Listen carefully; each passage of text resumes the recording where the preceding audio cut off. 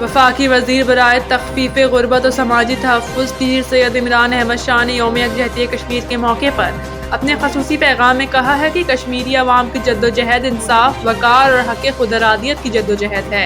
इनका कहना था कि मसला कश्मीर महज एक इलाकाई तनाज़ा नहीं बल्कि एक संगीन इंसानी मसला है और मक़बूज़ा कश्मीर में जारी मज़ालिम आलमी ज़मीर के लिए कड़ा इम्तिहान है।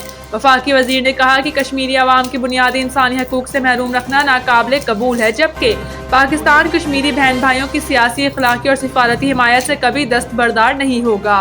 यौम यकजहती कश्मीर के मौके पर additional IG CCD Suhail Zafar Chattha ने अपने पैगाम में कहा है कि कश्मीर पाकिस्तान की शहरगाह है, पूरी कौम के दिल कश्मीरी अवाम के साथ धड़कते हैं। इनका कहना था कि पाकिस्तानी कौम कश्मीरियों के हक़ खुदरादियत के असूली मौक़िफ़ के साथ मुकम्मल तौर पर खड़ी है। एडिशनल IG सुहेल ज़फ़र चट्ठा ने कहा कि इंशाअल्लाह बहुत जल्द मक़बूज़ा कश्मीर में भारतीय मज़ालिम का खात्मा होगा और कश्मीरी अवाम अपने मुस्तक़बिल का फ़ैसला खुद करेंगे।